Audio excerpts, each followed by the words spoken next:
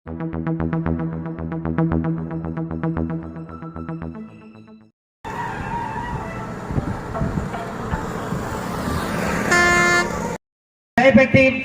మన గ్రామంలో చేసినటువంటి అభివృద్ధి మీ కళ్ళ ముందే తెలుస్తా ఉంది. నాడు నేడు కింద అయితే ఏమి అమ్మఒడి స్కూళ్ళు ప్రతి ఒక్కటి ఉన్నాయి. కాబట్టి మీరంతా జగన్మోహన్ రెడ్డి గారి పైన అందరూ గౌరవప్రదంగా నిలబడి ఆయనకి స్వాగతం పలకాలి. ఎందుకంటే మన ముఖ్యమంత్రి ఏవైతే కళలు కంటున్నాడో ఆ కళలంతా ఎంతో మంది నిరంతరం కష్టపడుతూ ఉంటేనే ఆ కళలంతా సాకారమై ఈరోజు పథకాల రూపంలో మేము అకౌంట్లకు వస్తూ ఉన్నాయి. కాబట్టి వాళ్ళంతా గౌరవించాల్సిన బాధ్యత మన పైన ఉంది. కాబట్టి మన బైరెడ్డిపల్లి ఒక ప్రత్యేకత మంత్రి గారి మనసులో కూడా బైరెడ్డిపల్లి అంటే ఒక గౌరవం ఉంది.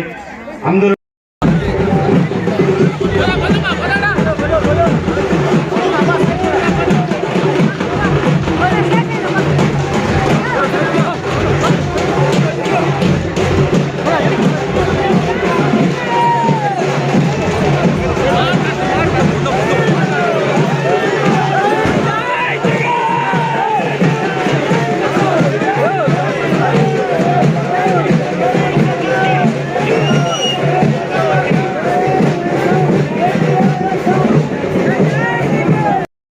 ఎంపీపీ రెడ్డప్ప గారికి, జెడ్పీటీసీ కేశవరావు గారికి, ఎంపీటీసీలకు, సర్పంచులకు, నా ముందున్న మహిళా మనులకు, మన మండల నాయకులకు, జిల్లా నుంచి చేసిన పోగల అశోక్ గారికి, వెంకటరెడ్డి యాదవ్ గారికి, చలపతి రెడ్డి గారికి, ఇక్కడ వచ్చేసి దయానంద గౌడ గారికి, మైనారిటీ సోదరులకు, సర్పంచులకు, అందరికీ, పత్రికా విలేకరులకు, పోలీస్ సిబ్బందికి అందరికీ నమస్కారాలు. ముఖ్యంగా 4వ విడతలో భాగంగా ఆసరా ప్రోగ్రామ్ కి మన మండలానికి రాముడు వచ్చాడు, రామచంద్రారెడ్డి గారు వచ్చారు మన మండలానికి. జగనన్న 4వ విడతలో భాగంగా 10 కోట్ల రూపాయలు విడుదల చేయడం జరిగింది. ఈ ఆసరా ప్రోగ్రాం అయిన తర్వాత వెంటనే మీ అకౌంట్లో జమ చేయడం కూడా జరుగుతుంది. మహిళలు ఆలస్యమైన మంత్రి గారికి చాలా ప్రోగ్రాంలు ఉన్నాయి. పెనుమూరు, తిరుపతి, చిత్తూరు, బంగారుపల్లెం అన్ని కూడా ప్రోగ్రాములు చూసుకొని రావడం జరిగింది. చాలా ఆలస్యమైనందుకు మీరందరూ అన్నిగా భావించకుండా క్షమించండి. వీటి గురించి, నవరత్నాల గురించి క్షుణ్ణంగా మన మండలానికి, జిల్లాకి, కాన్స్టిట్యున్సీకి ఎంత వచ్చిందో పెద్దలు గౌరవనీయులు రామచంద్రారెడ్డి గారు వివరిస్తారు, ఎంపీ గారు వివరిస్తారు. ఆయన సందేశాన్ని విని మన ఎంపీ రెడ్డప్ప గారికి, ఎమ్మెల్యే వెంకటగౌడ గారికి మీ యొక్క ఆశీర్వాదం ఎప్పుడు ఉండాలని, వారికి మీరందరూ కూడా సహకరించాలని ఈ సందర్భంగా తెలియజే. రామచంద్రారెడ్డి గారి నాయకత్వాన్ని బలపరచాలని, మిథున్ రెడ్డి గారి నాయకత్వాన్ని బలపరచాలని ఈ సందర్భంగా కోరుకుంటూ, నాకు ఏ అవకాశం ఇచ్చిన బైరెడ్డిపల్లి మహిళలకు అందరికీ కూడా ధన్యవాదాలు తెలియజేసుకుంటూ జై జగన్.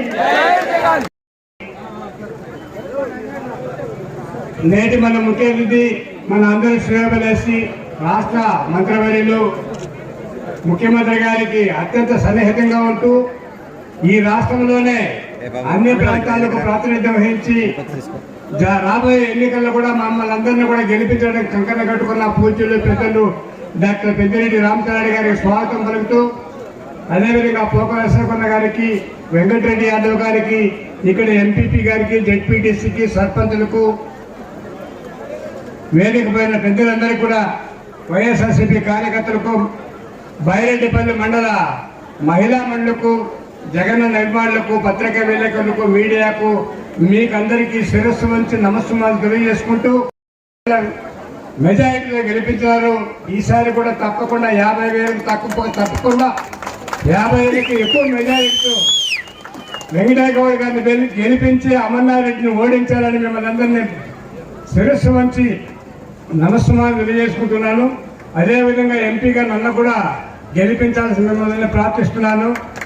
మిథున్ రెడ్డి గారు, రామచంద్రారెడ్డి గారు, జగన్మోహన్ రెడ్డి గారి సందేశం ప్రకారం, ఆదేశాల ప్రకారం ఈ రాష్ట్రంలో అన్ని చోట్ల మారుమూల పల్లె ప్రాంతాలు కూడా తిరుగుతూ అనంతపురం జిల్లాలో కానీ ఈస్ట్ గోదావరి, వెస్ట్ గోదావరి, తిరుపతి, చిత్తూరు, నెల్లూరు ఈ అన్ని జిల్లాల్లో కూడా ఇద్దరు కూడా అబ్బాయి బిడ్డ తిరుగుతూ ఈ పార్టీని బలోపేతం చేయడానికి, జగనన్నను మరొకసారి ముఖ్యమంత్రి చేయడానికి అన్న మిథున్ రెడ్డి గారు కష్టపడుతున్నారు. కాబట్టి మనమందరూ అర్థం చేసుకునేసి తెలుగుదేశం వాళ్ళు చెప్పే బూటకు మాటలు కానీ అబద్ధపు మాటలు కానీ దయచేసి నమ్మద్దండి. వారు ఏమి ఇస్తామని కూడా ఇచ్చేది తప్పు, ఏమి ఇవ్వలేరు. అందుకే వాళ్ళు ఒక పార్టీ కాదు, ఈ దేశంలో ఎన్ని పార్టీలు అన్ని పార్టీలు వాళ్ళ కాళ్ళ దగ్గరికి వెళ్ళి అడుగుతుంటున్నారు. ఎందుకంటే చంద్రబాబు నాయుడు ఓడిపోతున్నాడు, ఇక్కడ అమర్నాథ్ రెడ్డి ఓడిపోతున్నాడు కాబట్టి వాళ్ళు పడిన పాటంటూ లేదు. అనవసరంగా మమ్మల్ని పోసుకుంటున్నారు.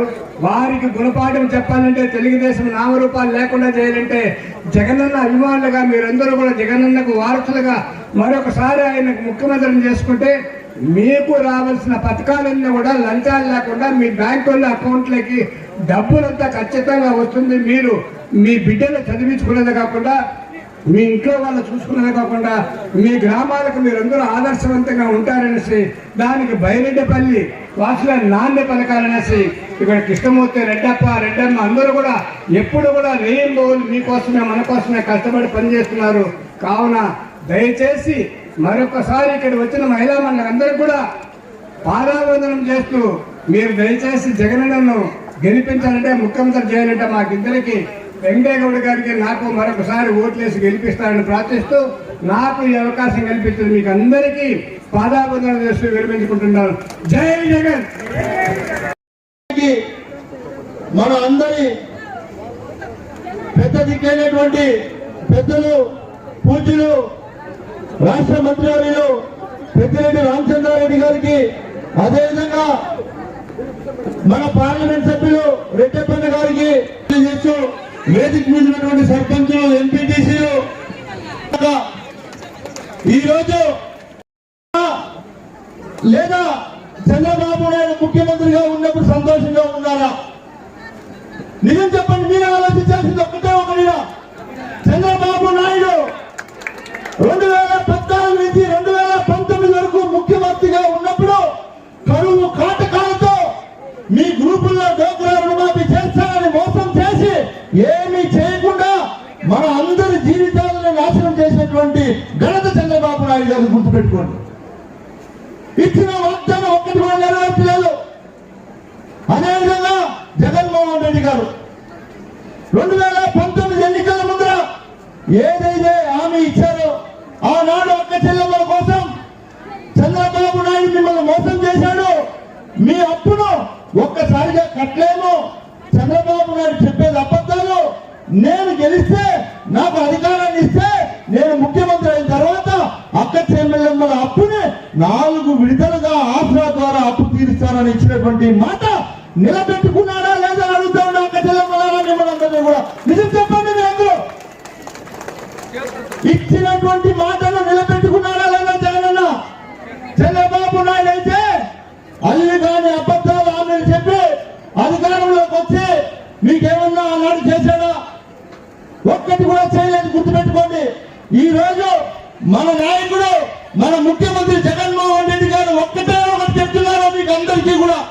ప్రతి సమావేశంలో ఒకటే చెప్తున్నారు, అమ్మా చంద్రబాబు నాయుడు ముఖ్యమంత్రిగా ఉన్నప్పుడు 5 సంవత్సరాలు, నేను ముఖ్యమంత్రిగా ఉన్నప్పుడు 5 సంవత్సరాలు, ఈ 10 సంవత్సరాలు బ్యాంక్ స్టేట్మెంట్ మీరు తీసుకోండి. మీ బ్యాంక్ అకౌంట్ స్టేట్మెంట్ తీసుకొని చంద్రబాబు నాయుడు ముఖ్యమంత్రిగా ఉన్నప్పుడు మీ అకౌంట్ లోకి డబ్బులు ఎంత పడింది ప్రభుత్వం నుంచి లెక్కేయండి. అదేవిధంగా జగనన్న ముఖ్యమంత్రి అయిన తర్వాత ఈ 5 సంవత్సరాలు డబ్బులు ఎంత పడింది మీ అకౌంట్ లోకి లెక్కేయండి. అమ్మఒడి కావచ్చు, ఆసరా కావచ్చు, 0 వడ్డీ కావచ్చు, చేయూత కావచ్చు, రైతు భరోసా కావచ్చు, ప్రతి ఒక్కటి కూడా నేరుగా దళారులు లేకుండా మీ అకౌంట్ లో పడతా ఉందా లేదా తల్లి అడుగుతాను. చేతులు పైకి చప్పట్లలో కొట్టండి తల్లి జోరుగా. జగనన్న గెలిపించాలా? ఎందుకంటే ఇన్ని చేస్తున్నా జగనన్న ప్రతిపక్షం వాళ్ళు, కళ్ళు లేని కబోతులు, గుడ్డి వాళ్ళు అభివృద్ధి చేయలేదంటూ మీ అకౌంట్ లో డబ్బులు పడింది, మీకు అందరికీ న్యాయం జరిగింది, అభివృద్ధి గురించి మాట్లాడుతూ ఉన్నారు. ఇక్కడ ఇచ్చేసినటువంటి అక్క చెల్లెమ్మలు అందరికీ చెప్తా ఉన్నా తల్లి, నేను శాసనసభ్యుడు అయిన తర్వాత అన్నగారు రామచంద్రారెడ్డి గారి చొరవతో ఈ ఒక్క బైరెడ్డిపల్లి మండలంలో చేసినటువంటి అభివృద్ధి మీరు గుర్తుపెట్టుకోండి. ఒకే ఒకటి, వాళ్ళు చెప్పేదాన్ని కూడా అబద్ధాలే. వాళ్ళు ఏం చెప్తున్నారు? ఈ రోజు అభివృద్ధి చేయలేదని మాట్లాడుతున్నారు. ఎమ్మెల్యే గారు మీరు ఏం చేశారంటున్నారు? మీకేమన్నా కళ్ళు దొప్పినాయా? బైరెడ్డిపల్లికి రండి, బైరెడ్డిపల్లి నుంచి 4 గంటలకు నడుచుకోకుండా రోడ్ ఎట్లుందో చూడండి. నేను చెప్తా ఉన్నా, నేను ఎమ్మెల్యే కాకముందు, జగనన్న సీఎం కాకముందు ఈ రోడ్ ఎట్లుందో నిజం చెప్పండి మీరే. నిజమా కాదా? ఇది అభివృద్ధి కాదా? వాళ్ళకి ఏమైనా కళ్ళు పోయినాయా? లేదంటే మా జగనన్న ఈ రోజు ఆరోగ్యశ్రీ పెట్టాడు, 25 లక్షలు ఉచిత వైద్యం ఉంది, ఫ్రీగా కళ్ళు ఆపరేషన్ కూడా చేపిస్తారు. నేను కూడా తెలియజేస్తాను, కళ్ళు కనిపించకుండా ఉంటే.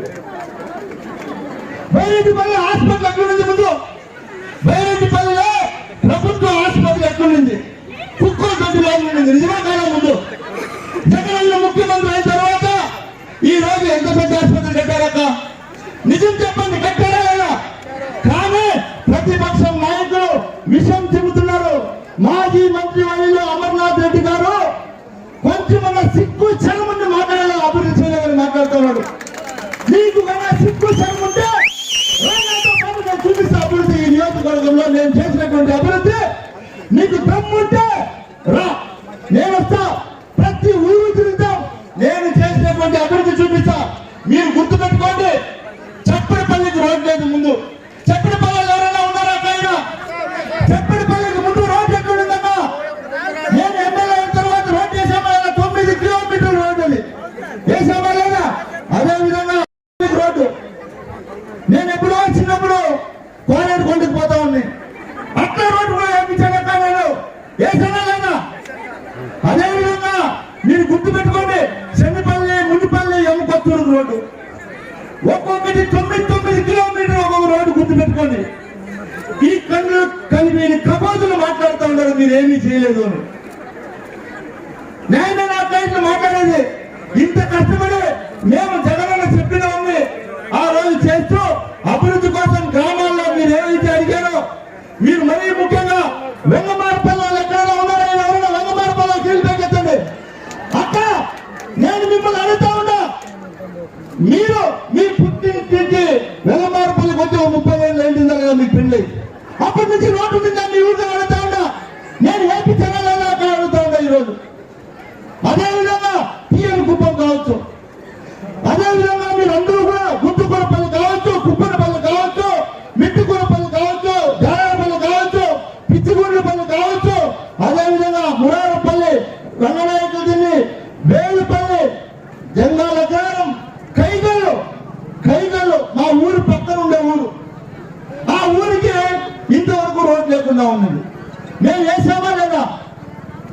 ఇన్ని చేస్తున్నా ప్రతిపక్షం వాళ్ళు అమర్నాథ్ రెడ్డి అభివృద్ధి చేయలేదని నేను మీకు తెలియజేస్తా ఉన్నా. ఈ వేదిక ద్వారా ఛాలెంజ్ చేస్తా ఉన్నా, అమర్నాథ్ రెడ్డి గారు మీకు సిగ్గు శరమున్నా లేదా దమ్మున్నా మీరు రండి, నేను ఒక్కడే వస్తా.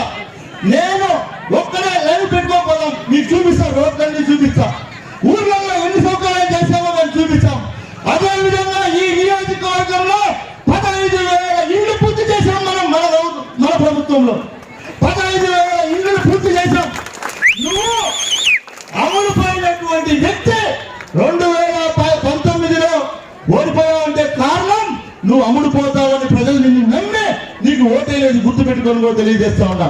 2014లో నువ్వు వైఎస్ఆర్ కాంగ్రెస్ పార్టీలో గెలిచి ఇక్కడ ప్రజలను మోసం చేసి మంత్రి పదవి కోసం, కేవలం నువ్వు మంత్రి పదవి కోసం పార్టీ మారి ఎవరైనా అడిగితే కట్టు కథలు చెప్తా ఉన్నాడు. అభివృద్ధి కోసం నేను పార్టీ మారినాను, మంత్రి అయితే ఏమో చేస్తానని. నువ్వు మంత్రి ఏం చేశావు?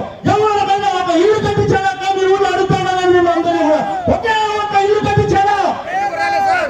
ఒక్క రోడ్ వేసారా?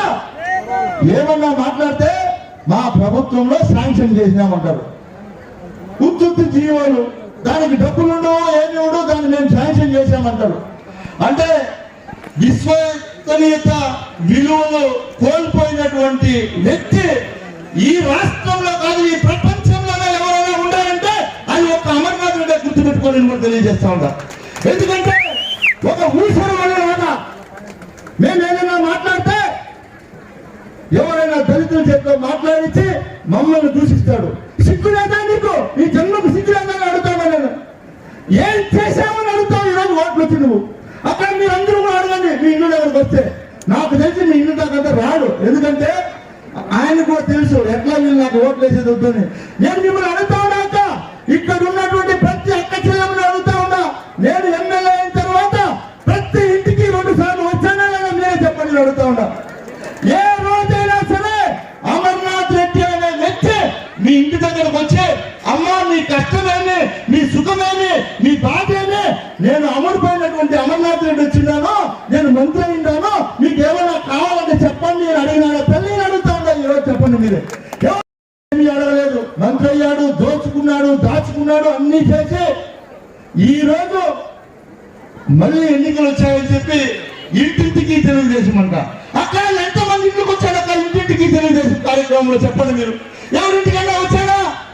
వచ్చాడా? అక్క దాని ఇంటికి పోతా ఎవరో పాంప్లెట్ ఇస్తా పోతాడు.